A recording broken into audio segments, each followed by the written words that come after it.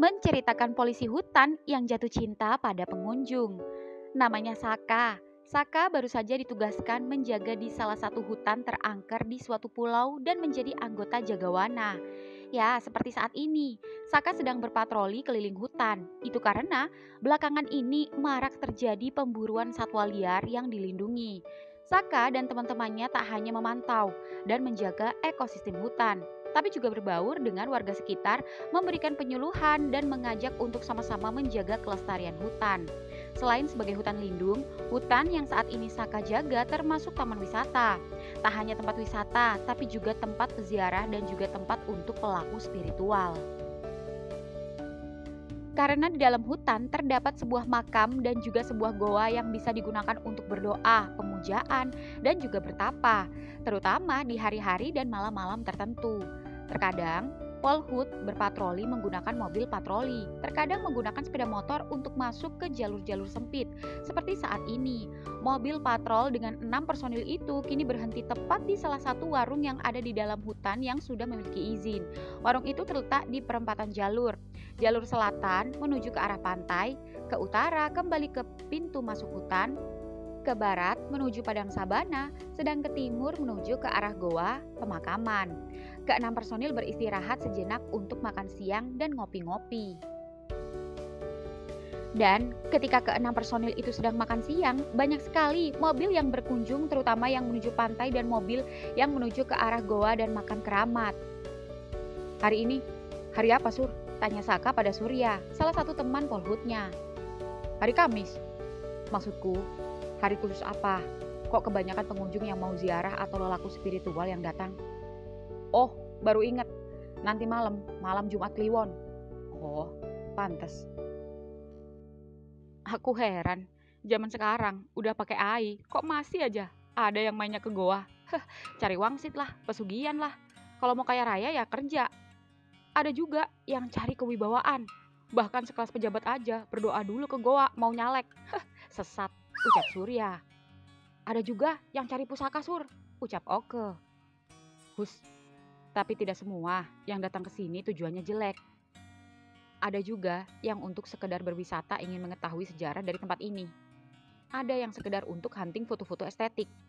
Juga tidak semua para lelaku spiritual, peziarah yang melakukan hal yang aneh-aneh. Bisa jadi untuk menenangkan diri, meditasi, relaksasi, semedi, dan agar menyatu dengan alam, menikmati ciptaan Tuhan. Jawab Saka bijak. Menenangkan diri apaan? Relaksasi apaan? Kalau punya bini, mending tidur di rumah sama bini, anget daripada di hutan kedinginan. Bukannya tenang, yang ada dipatok ular. Kayak ada kapan hari tuh. Suka gak suka, mau gak mau, tapi goa dan petilasan sudah ada dari zaman kamu sebelum lahir. Dan sudah menjadi ikon dan tujuan wisata yang menarik pengunjung untuk datang ke sini. Jadi jangan sompral, apalagi kita bekerja di sini. Dapat uang dari hutan ini. Setidaknya harus jaga ucapan. Tidak sedikit manusia yang hilang dan tidak kembali di hutan ini. Tak hanya pengunjung, bahkan penjaga hutan saja jika mulutnya tidak bisa dijaga akan celaka. Ucap Saka mengingatkan. Betul kata Saka, karena ada senior kita yang dulu sompral, menantang-nantang penghuni gaib hutan ini. Besoknya dia hilang. Seorang sesepuh desa di pinggir mengatakan jika senior kita ditahan seorang putri ular dan mau dikawinin. Wah, asik tuh. Kalau putrinya bohai sih mau-mau aja. Hus, dengerin dulu Mas Mian ngomong, ucap Oke. Terus sesepuh melakukan ritual negosiasi. Putri itu gak mau melepaskan senior kita, kecuali dengan satu syarat. Harus ada tumbal sebagai gantinya. Apaan? Dia minta setiap malam Jumat Kliwon berturut-turut, keluarga harus menyediakan 3 kepala kerbau yang ditanam di lokasi terakhir senior hilang. Dan keluarga menyanggupi. Malam Jumat pertama, 1 kepala kerbau sudah tertanam. Lalu kata sesepuh itu, di malam Jumat lagi, kemudian dia akan kembali. Dan kamu tahu apa yang terjadi? Pada malam Jumat itu, senior berhasil ditemukan di bawah pohon cendana. Padahal jelas-jelas dari kemarin kita sudah mencarinya di lokasi yang sama dan gak ketemu. Waduh, terus masih hidup gak? Tanya Oke penasaran. Masih, tapi dalam keadaan linglung dan hilang ingatan. Yang dia ingat dan yang ia sebut-sebut, kamu tahu siapa? Siapa? Putri, ampun Putri, ampun. Terus. Setelah senior ditemukan, di saat itu juga kepala kerbau kedua ditanam. Lalu, setelah beberapa hari setelah senior pulang, senior masih gak sadar. Tiap harinya jadi kembang amben. Kembang amben apaan, Mas? Hanya tiduran di ranjang, gak bisa apa, gak ingat anak istrinya. Yang dia sebut cuma Putri. Dan sampai seminggu kemudian, tepat di malam Jumat yang harusnya kerbau ketiga ditanam, keluarganya gak menanam. Dengan alasan, lagian suaminya sudah kembali ke rumah. Dan tidak perlu lagi menanam-nanam, gak penting. Dan kalian tahu apa yang terjadi selanjutnya? Apa, Mas? Besoknya, dia tak bernyawa, mati melet, dengan kulit yang bersisik setengah mengelupas, seperti sisik ular. Waduh, serius Mas? Ini bukan dongeng kan? Ucap Oke. Bisa dicek kebenarannya. Ada beritanya kok, coba searching. Gak perlu, kalau Mas Mian yang ngomong, aku percaya, ucap Surya mulai takut. Kalau gitu nanti malam, kita kontrol area goa berempat ya. Saka dan Surya kontrol area sekitar goa dan pemakaman. Aku dan Oke belusukan ke arah tenggara. Karena jalur tenggara rawan dimasuki para pemburu yang lewat pantai. Siap Mas, semangat! Ya, tak hanya pengunjung naik mobil, tapi juga pengunjung yang naik motor, bahkan ada juga yang berjalan kaki dari lokasi tujuan seperti pengembara saja. Dan ketika Saka sedang asik ngopi, seketika matanya tertuju pada lelaki muda pejalan kaki yang berjalan sendirian paling belakang dan tak ikut rombongan pejalan kaki yang lain. Dengan memakai pakaian serba hitam, udeng dan tas buntelan kain yang diselempangkan di punggungnya, entah kenapa Saka tersenyum dan menatapnya lama. Lalu Saka segera mengambil kameranya dan diam-diam memfotonya.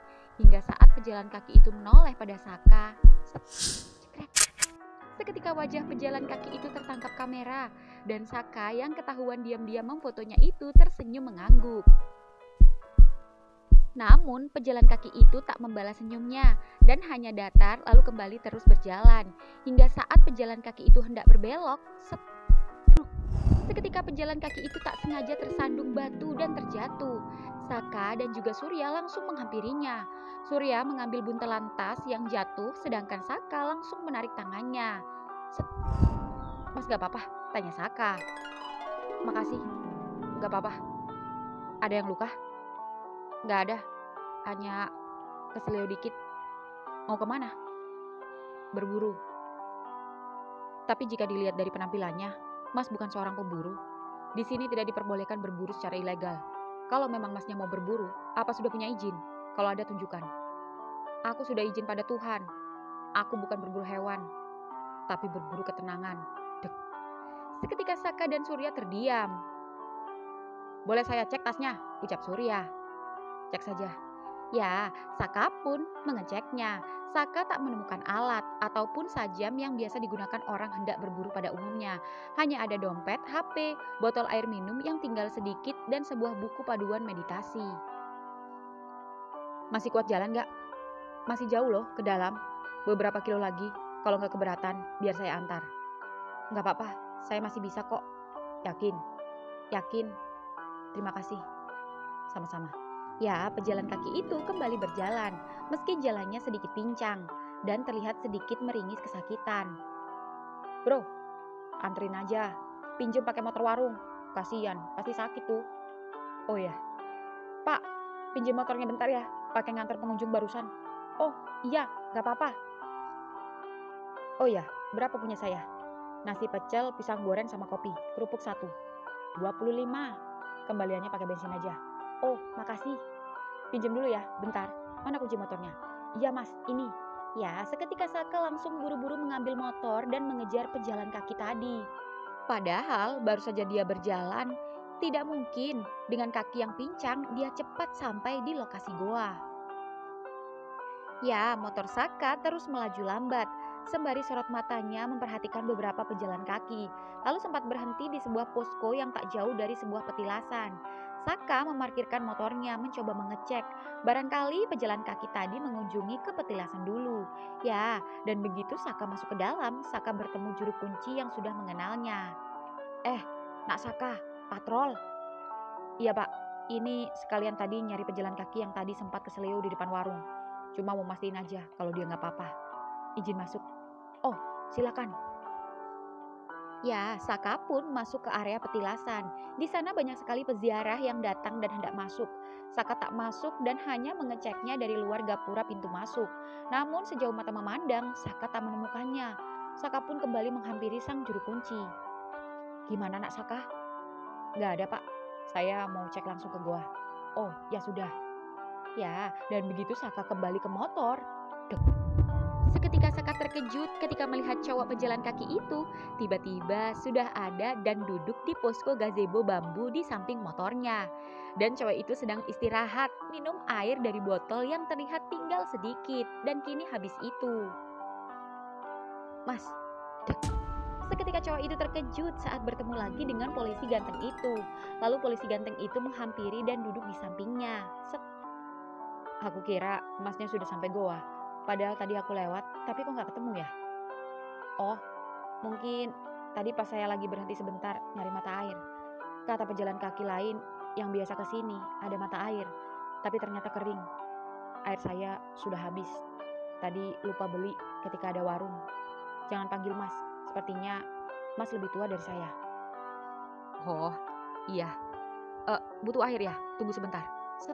Seketika Saka merampas botol minum dari tangan pejalan kaki itu, lalu kembali masuk ke area petilasan. Dan tak lama kemudian, Pak Polisi itu kembali dengan membawa botol yang terisi full dan menyerahkan kembali pada cowok itu. Nih, minum lagi. Makasih. Ya, pejalan kaki tampan itu kembali meneguk airnya. Lalu tersenyum sembari memasukkan kembali botol ke buntelan tasnya. Kalau begitu, saya mau lanjut. Saya antar. Tidak perlu. Gak apa-apa. Aku tahu kakimu masih sakit. Naiklah. Hah? Naik? Ya sudah. Ya, cowok pejalan kaki itu pun pasrah. Mau tak mau menuruti keinginan Polhut ganteng itu. Dan ketika duduk, cowok itu menaruh buntelan tasnya sebagai penghalang. Dan saat di jalan, keduanya mengobrol.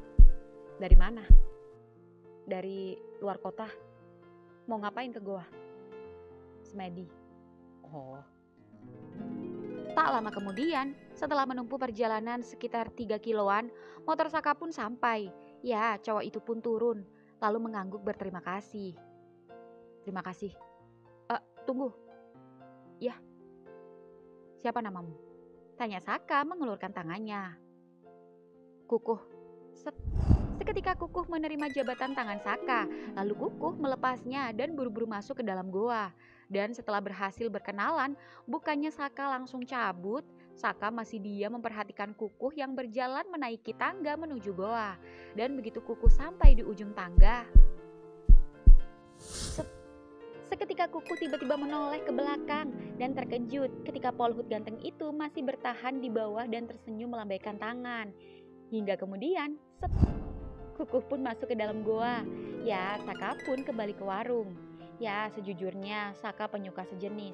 Namun tak ada yang tahu jika Saka adalah biseks. Dia suka perempuan, tapi juga suka jika melihat lelaki tampan. Meski tak semua lelaki tampan dan hanya kriterianya saja. Seperti Kukuh.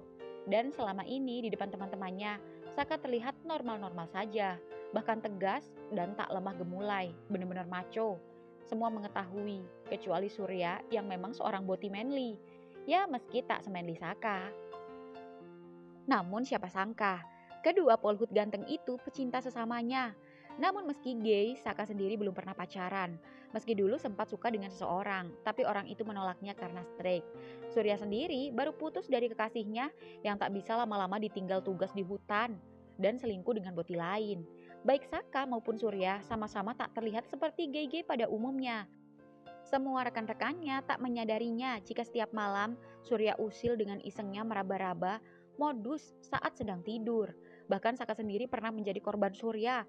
Hanya saja Saka pernah memergokinya dan marah. Beruntung Saka tak mempermasalahkannya sampai berlarut-larut dan memilih memaafkannya asal tak akan mengulanginya lagi. Bahkan Surya pernah iseng mengajak Saka pacaran. Namun Saka menolaknya karena selain memang belum mau pacaran dan berpacaran dengan Surya rawan resiko karena sesama anggota, Saka menolaknya. Juga karena memang Surya bukanlah tipenya. Dan kini setelah sekian lamanya ia belum pernah melihat lelaki idaman, akhirnya Saka menemukan cowok yang secara look bener-bener tipe Saka banget. Dan kukuhlah orangnya. Ya, Saka yang senang itu kembali ke warung dan kembali patroli. Ya, di dalam gua sendiri, Kukuh bertemu dengan juru kunci. Dan di sana juru kunci itu bertanya maksud dan tujuan ia ke goa. Karena banyak sekali pengunjung yang datang dengan tujuan yang berbeda-beda. Ada yang ingin berdoa, ada yang hendak ritual, bertapa, dan masih banyak yang lainnya. Dan Kukuh hanya menjelaskan maksud dan tujuannya hanyalah untuk bersemedi menenangkan diri. Ya, juru kunci tersebut kemudian mempersilahkan dan menunjukkan tempat khusus untuk para pertapa dan orang yang hanya sekedar bersemedi atau bermeditasi. Jika hanya bermeditasi, pasti hanya membutuhkan waktu yang sebentar jika dibandingkan dengan pertapa yang bisa sampai berbulan bahkan bertahun-tahun. Dan Kukuh menjelaskan jika hendak semedi.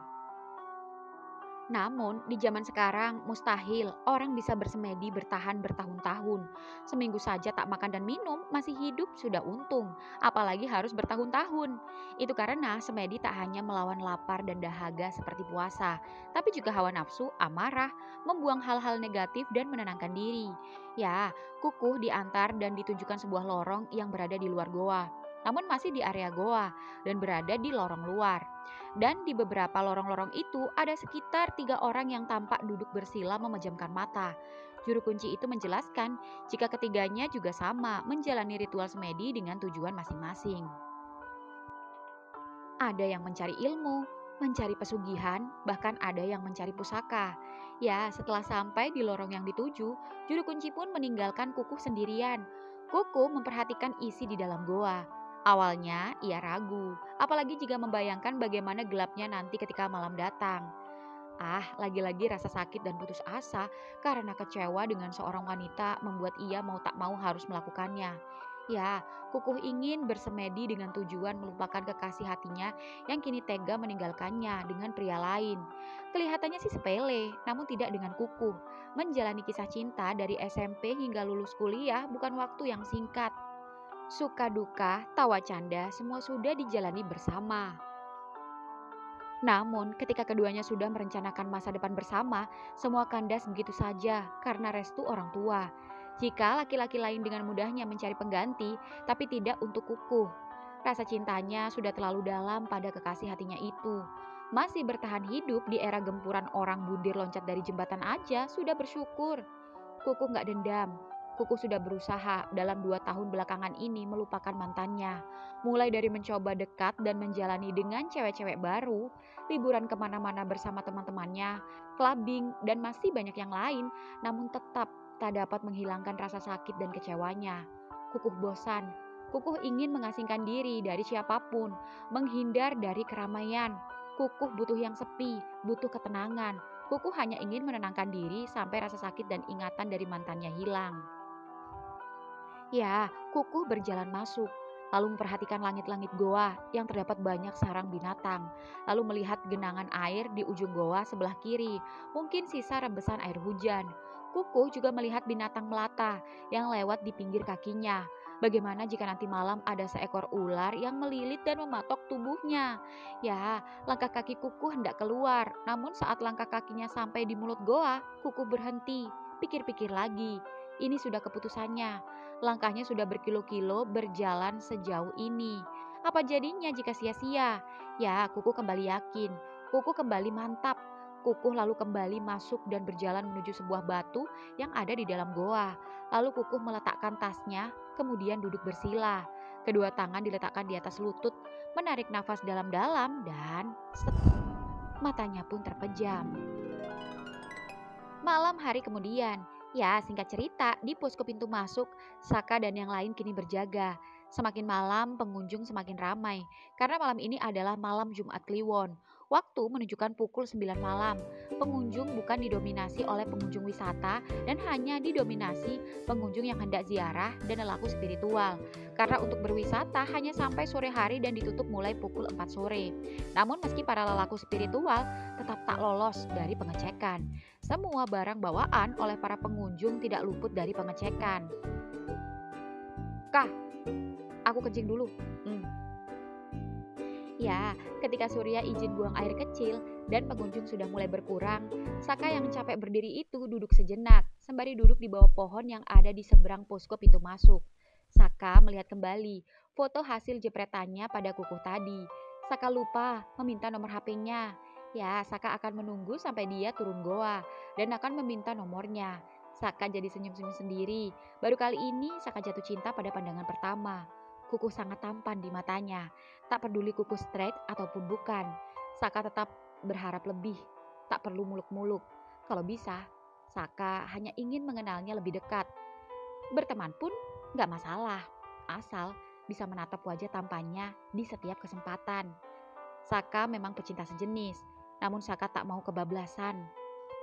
Selain background keluarganya memang dari orang yang berprinsip. Dan keluarga Saka adalah keluarga yang paling tidak mentolerir adanya sebuah penyimpangan. Saka sendiri juga masih ada keinginan untuk berkeluarga nantinya. Saka masih ingin hidup normal, meski menyadari dia tak normal. Bukan untuk tameng, namun memang ia menyadari jika ini tidak baik dan harus kembali ke kodratnya sebagai laki-laki yang mencintai wanita. Itulah kenapa Saka tak ingin terjatuh terlalu dalam, apalagi jika melihat siklus pertemanan sesama gay yang semakin gak sehat saja, membuat Saka tak mau semakin terjerumus. Jika ada homo yang menyadari kehomoannya, namun dia masih bertahan dengan kesendiriannya dan tak menjerumuskan diri menuruti hawa nafsunya dan berusaha untuk tetap di jalan yang semestinya, Sakalah orangnya. Singkat cerita, pukul 1 dini hari kemudian, Saka, Surya, Oke, dan Mas Mian patrol malam di bagian timur dan tenggara. Sedangkan yang lain berpencar di arah barat laut dan barat daya. Di selatan sendiri sudah ada yang standby. Penjagaan diperketat karena tak ingin kebobolan lagi oleh pemburu liar. Ya, Saka dan ketiga rekannya tak menggunakan mobil patrol. Mobil patroli dipakai untuk patrol ke arah barat, sedangkan Saka dan keempat temannya membawa 2 motor. Itu karena jalur yang belusukan tak dapat dilalui oleh mobil. Ya, kini keempatnya berangkat. Saka boncengan dengan Surya, sedangkan Mian boncengan dengan Oke. Ya, Saka tak sabar mengecek Kukuh. Semoga saja ia masih bertahan dan belum pulang. Tak lama kemudian, Saka dan kawan-kawan pun sampai. Jika yang lain berpencar di sekitar goa untuk mengecek sesuatu, Saka sendiri berjalan naik ke tangga goa. Kah, mau ngapain? Tanya Surya. Bentar, kamu duluan saja, nanti aku nyusul. Ya udah, ya Saka pun naik tangga. Dan jika di tempat pemakaman dan area petilasan sang juru kunci bapak-bapak masih muda, berbeda dengan juru kunci goa yang sudah kakek-kakek sepuh. Panggil saja Romo. Romo selalu ada di setiap saat di lokasi, apalagi malam-malam seperti ini.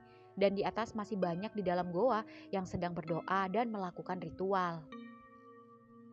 Aroma dupa tiba-tiba menyeruak dalam hidung Saka. Nah Saka, gimana Romo? Aman? Aman. Ya memang agak sedikit kewalahan, tapi semua berjalan dengan lancar. Patrol malam ini? Iya Romo. Boleh saya mengecek ke goa? Boleh, tapi banyak yang sedang ritual. Saya cuma mau mengecek pengunjung yang bersemedi. Hanya memastikan saja mereka benar-benar ritual. Karena ada beberapa waktu yang lalu, ada juga pemburu liar yang berpura-pura hendak bersemedi, padahal hendak berburu. Oh iya, silakan. Tapi saya minta kalau bisa jangan sampai mengganggu. Bisa Romo antar saya? Bisa nak, silakan. Ya, Saka pun diantar Romo berjalan ke goa khusus untuk pertapa atau khusus orang meditasi dan bersemedi yang ada di luar goa. Semakin lama semakin gelap. Beruntung masih ada cahaya rembulan yang menerangi jalan setapak di pinggiran goa. Saka melihat beberapa lorong goa dan mendapati beberapa orang yang sedang bersemedi. Hingga tak lama kemudian, langkah kaki Romo terhenti dan berbalik menatap Saka, memberi kode untuk mempersilahkan Saka mengeceknya. Dan begitu Saka perlahan-lahan mengintip, set. Romo, tak ada siapa-siapa di dalam. Seketika Romo mengeceknya hingga kemudian, set. Nah Saka, loh iya beneran gak ada.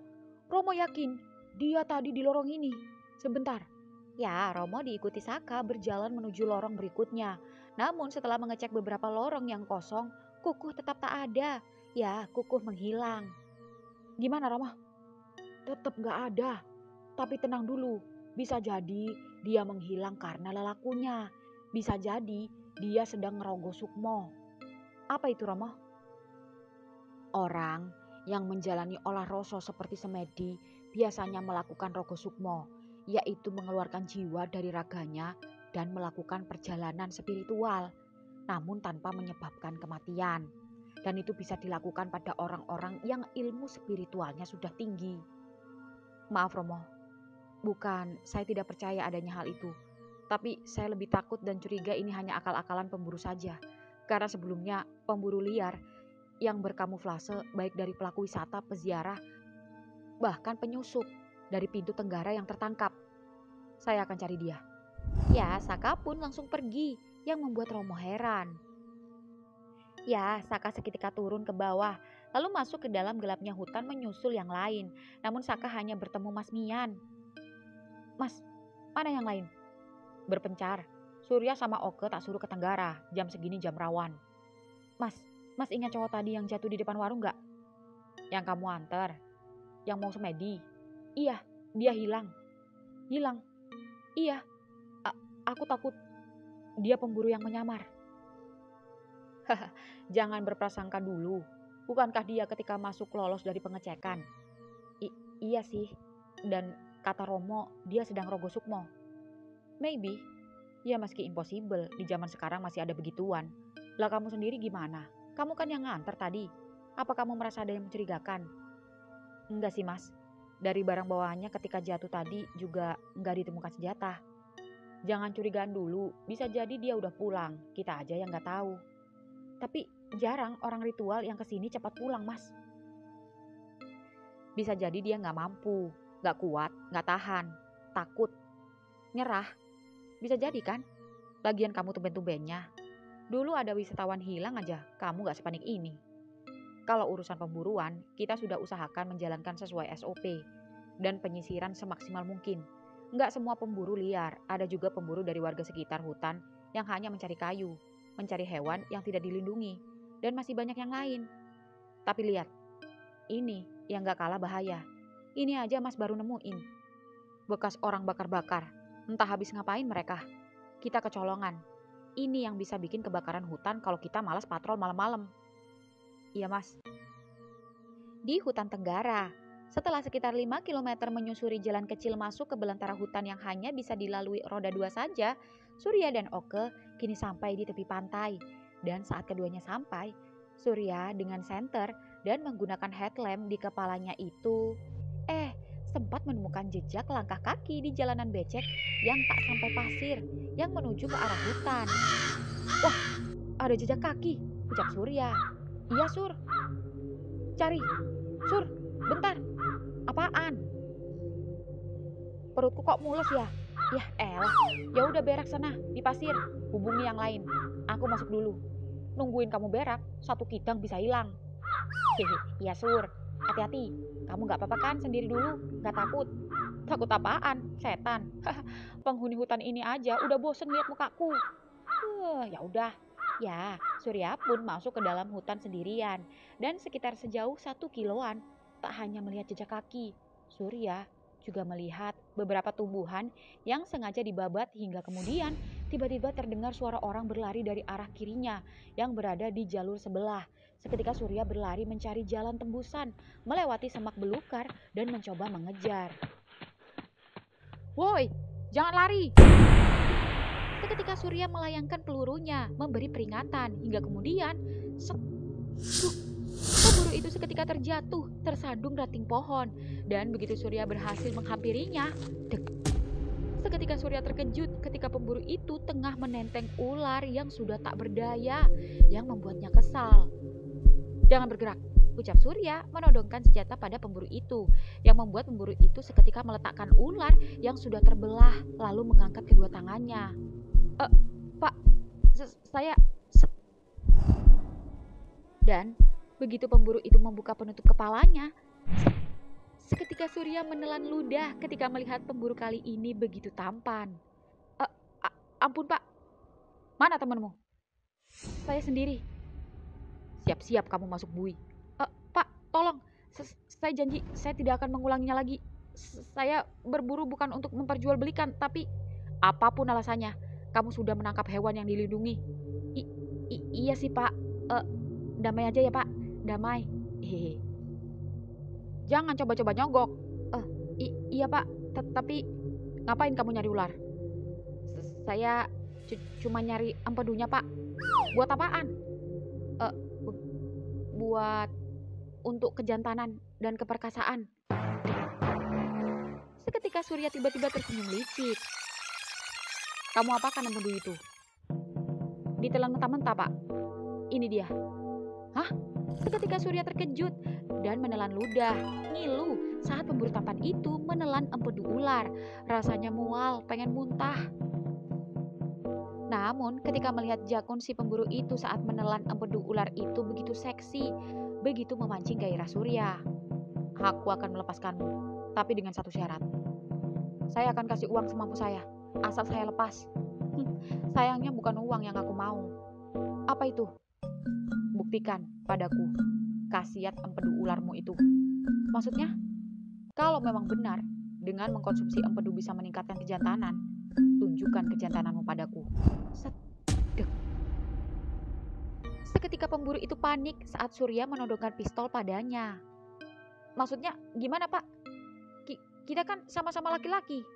Mau masuk penjara atau mau masuk boolku? Tinggal pilih. Kamu homo? Cepat, turunkan celanamu. Iya Pak. Ya, pemburu itu pun yang takut mau tak mau menurunkan celananya. Begitu juga Surya yang menurunkan celananya, lalu meludahi bokongnya dan bersandar di akar pohon raksasa dan menungging di depan pemburu tampan itu. Seketika pemburu itu menelan ludah, entah karena efek empedu ular atau karena baru kali ini melihat pantat lelaki sesekel ini, padat dan terlihat kenyal sekali. Entah ini hari keberuntungan atau hari apes bagi pemburu yang belum pernah dan belum kepikiran sama sekali bercinta dengan sesama lelaki itu. Yang jelas pantat polisi hutan itu begitu menggoda. Ya, ular di antara paha pemburu itu kini bangun, lalu berjalan menghampiri Surya dan hanya dengan sekali dorongan. Sret. Wah, begini rasanya lubang belakang, ucap pemburu itu meracau. Enak kan? Aku gak nyangka ke hutan tak hanya berburu ular, tapi juga berburu bool. Dapat bool polisi lagi. Aku juga gak nyangka bisa nangkep pemburu plus koncolnya. Lumayan dapat mangsa, tapi jujur, selama aku bercinta dengan para lelaki, belum pernah merasakan yang sekeras ini. Semua wanita yang kutiduri sudah mengakui itu Pak. Ini karena efek empedu ular yang selalu aku konsumsi. Enak sekali Pak Polisi. Berani kamu, ucap Surya saat mengetahui pemburu itu hendak merebut pistol di tangannya. Enggak Pak, saya hanya... Jangan kamu pikir di saat aku lengah dan bisa memanfaatkan situasi saat aku sedang keenakan, bukan begitu. Biar lebih aman dan rileks tanpa adanya rasa was-was dan bisa menikmati. Ganti posisi.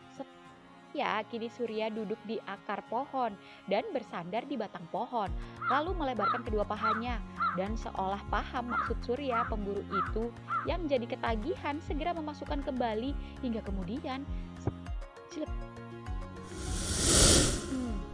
justru aku lebih menikmati bercinta dengan cara seperti ini. Menyiksamu under pressure malah menambah sensasi nikmat, ucap Surya menodongkan pistol ke perut six-pack pemburu saat pemburu itu menggenjotnya. Pak, tolonglah singkirkan. Jangan lakukan ini. Aku akan lakukan apapun, asal Bapak lepasin saya. Semakin melihat ekspresimu tertekan, semakin puas aku lihatnya. Terus, puaskan aku. Ya, meski berada di bawah tekanan, bukannya menciut, justru pemburu itu semakin ganas. Apalagi ketika baru kali ini pemburu itu mendengar desahan dan teriakan nikmat laki-laki yang mengerang akibat kejantanannya, membuat pemburu itu semakin bangga. Pengalaman yang luar biasa.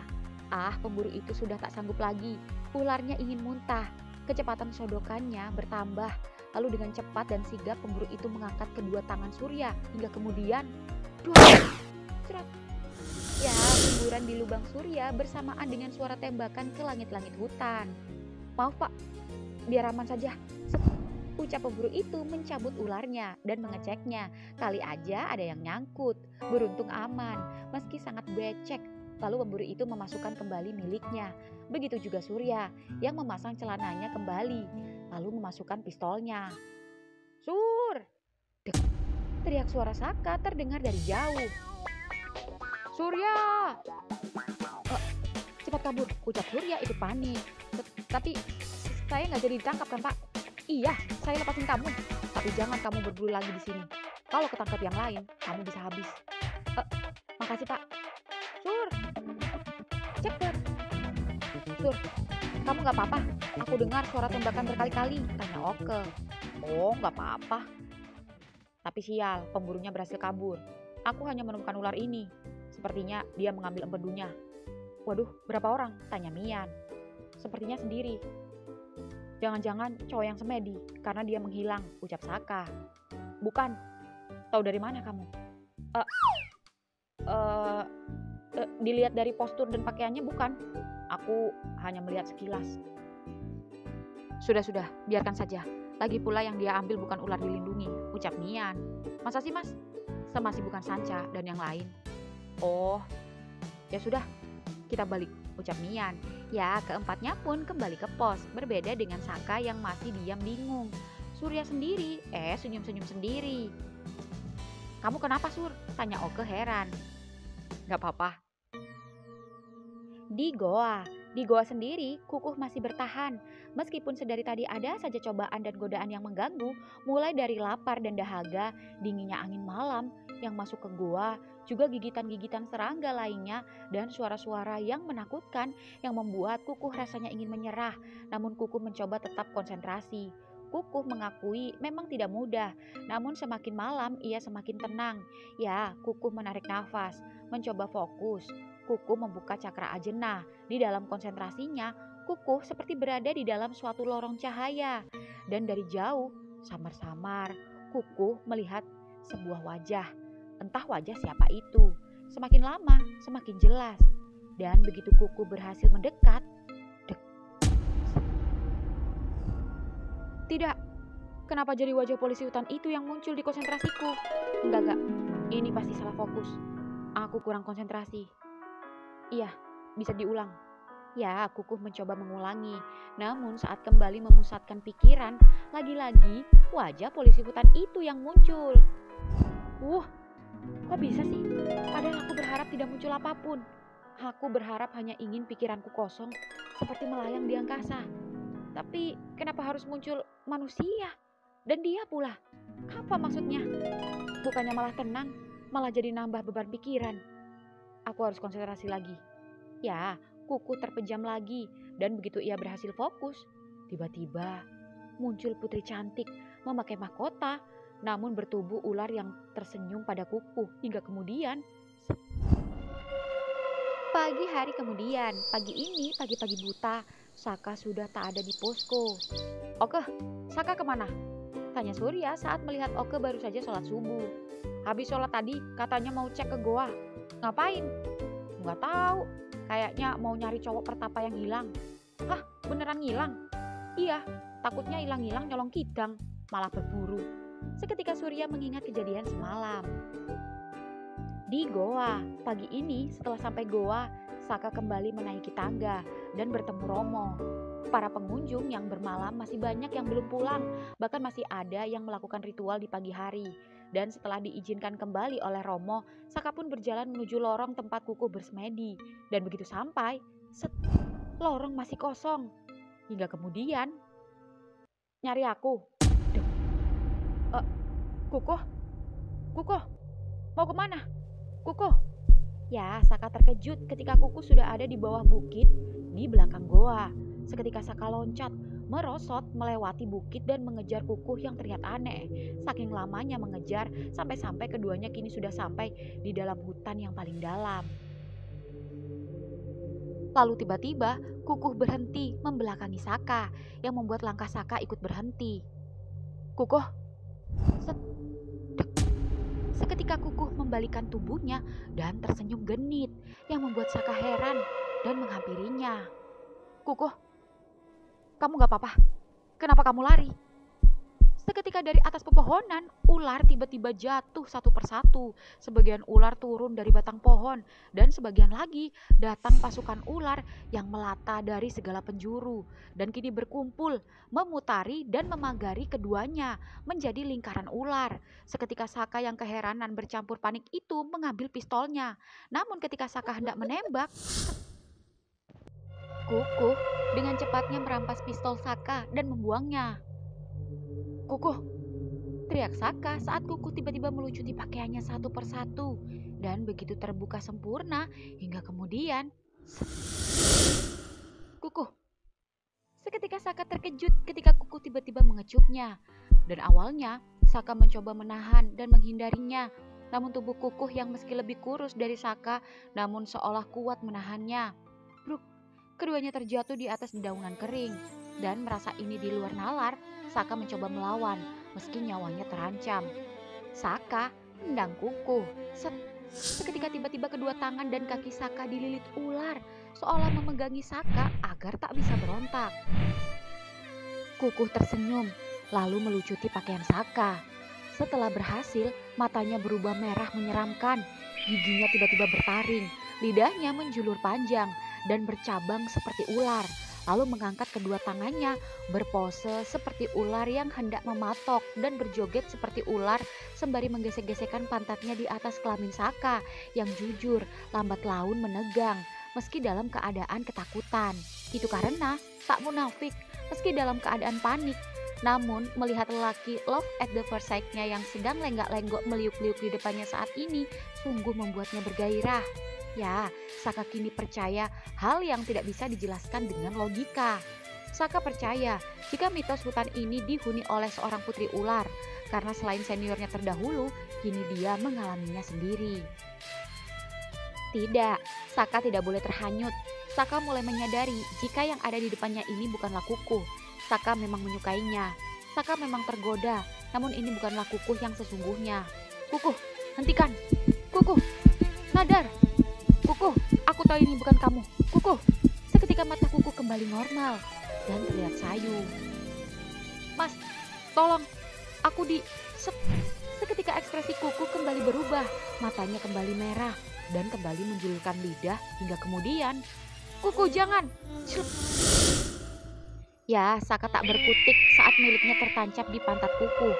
Dan di dalam raga Kukuh sendiri, jujur, Kukuh sadar jika ini salah. Tapi Kukuh menyadari jika tubuhnya dikuasai entitas lain. Ada rasa tak tega, namun ada rasa nikmat yang belum pernah ia rasakan selama ini. Bagaimana batang lelaki bisa membuatnya merasakan nikmat?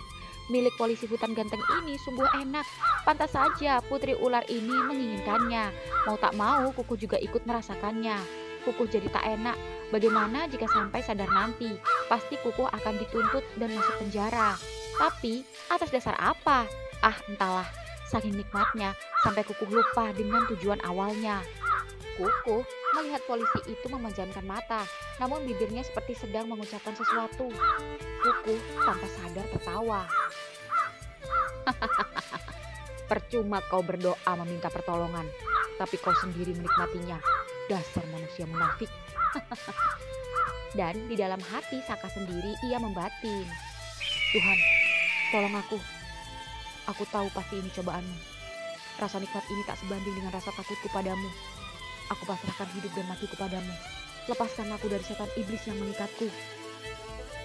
Aneh, bukannya demit ini pergi malah semakin beringas. Pantat Kukuh semakin kuat menghisap milik Saka. Saking kuatnya menyedot sampai pinggang Saka tiba-tiba terangkat. Rasanya begitu nikmat hingga tiba-tiba angin kencang tiba-tiba datang. Ular-ular yang tadinya melingkar kini terbang berhamburan, daun-daun berguguran. Bersiaplah, akan kuhisap saripatimu. Kukuh, ampun! Hujan deras turun hingga kemudian petir menyambar dengan kencang. Keduanya pun tergeletak tak berdaya. Keesokan harinya, ya di rumah sakit sendiri, Saka kini ditemani Oke dan anggota lain. Sedangkan Surya dan Mas Mian tugas jaga dan harus bergantian menjenguk dan mengecek Saka meski ada ibunya yang datang menjaganya. Ya, ketika ibu dan adiknya sedang di ruangan dokter, Oke kini sendiri menjaga Saka. Dan tak lama kemudian Saka sadar. Oke, Saka, ah, akhirnya sadar juga. Kamu ingat aku? Ingatlah, barusan aku manggil namamu. Oh iya, hehe. Itu artinya kamu masih ingat kejadian yang kamu alami. Ingat. Jadi ceritanya, ya, Saka menceritakan kejadian yang sesungguhnya yang membuat Oke melongo. Gila, jadi kamu dan cowok itu, wah, nggak masuk akal. Tapi kalau dilihat dari kita nemuin kamu di lokasi, aku percaya. Bagaimana kalian menemukanku? Ya, kamu dan lelaki itu ditemukan dalam kondisi, ya begitu. Tapi yang bikin gak masuk akal, di sekitar kalian banyak ular yang mati hangus. Di tanah, di pohon nempel, hangus. Logikanya kalau kena petir, harusnya kalian berdua juga hangus, gosong. Buktinya kalian masih utuh. Jangankan aku, Surya yang skeptis aja heran. Dan tim masih melakukan penyelidikan karena ini gak masuk di akal. Apa yang harus diperkarakan? Terima kasih Tuhan, masih memberiku kesempatan hidup. Sudah cukup aku merasakannya. Jangan sampai aku terjerumus dan menikmatinya. Jangan sampai, anggap ini ujian. Kamu jangan keterusan ya. Kamu laki-laki, gak boleh sama laki-laki. Kamu normal kan? Iya, normal. Ucap Saka menyembunyikannya. Syukurlah. Tapi bagaimana? Rasanya sama cowok kah? Bercanda, gak usah dijawab. Yang penting kamu selamat. Iya, lalu bagaimana dengan Kukuh? Kukuh ya diambil keluarganya. Syukurlah dia selamat. Tidak perlu dibesarkan. Nanti biar aku yang bilang ke komandan. Ini gak bisa dijelaskan dengan akal logika. Dan tidak bisa dikasuskan. Cukup jadi pelajaran. Agar kedepannya kita lebih berhati-hati dan waspada. Tak hanya dengan manusia, tapi juga dengan makhluk yang tak kasat mata. Percaya gak percaya, mereka memang ada. Iya kah? Aku sekarang gak mau sompral. Mau apa-apa harus berdoa. Iya. Di posko pintu masuk. 1 minggu kemudian saat Surya sedang berjaga sendiri di pintu masuk motor, sedangkan yang lain jaga di pintu masuk roda 4. Oke dan Saka sendiri sedang patrol di area pantai. Di Surya seperti biasa mengecek setiap pengunjung yang masuk. Dan ketika berjaga, tiba-tiba ada suara moge dari arah jauh. Moge itu melaju ke arahnya dan begitu sampai portal, moge itu berhenti tepat di depan Surya. Pagi Pak, mau kemana? Berburu. Berburu apa? Dan begitu pengunjung itu membuka helmnya, berburu bool Bapak. Dek. Kamu? Di area pantai. Di area pantai sendiri, Saka sedang berpatroli. Sembari berpatroli, Saka menikmati segelas kopi dari warung yang ada di sekitar pantai. Sembari memperingatkan pengunjung yang masih ngeyel berenang, apalagi sudah ada peringatan bendera merah di bibir pantai. Hingga kemudian HP-nya berbunyi. Ya Sur, ada yang nyari kamu. Siapa? Seketika Saka berharap yang datang itu Kukuh. Udah cepetan, ditunggu di warung Simpang. Ya, tut. Oke, aku ke warung Simpang dulu ya. Ngapain? Bentar, ada yang nyari aku, nanti aku balik lagi. Ya udah, cepetan. Ya, Saka pun buru-buru melajukan motornya ke warung Simpang. Dan begitu sampai, Saka tak melihat Kukuh di dalam warung. Dan begitu Saka kembali keluar warung, dek, sebuah mobil tiba-tiba berhenti di depan warung. Seorang cowok tampan memakai kaos lengan pendek dan celana jeans panjang kini turun tersenyum menghampiri Saka. Pagi Pak. Kukuh, apa kabar?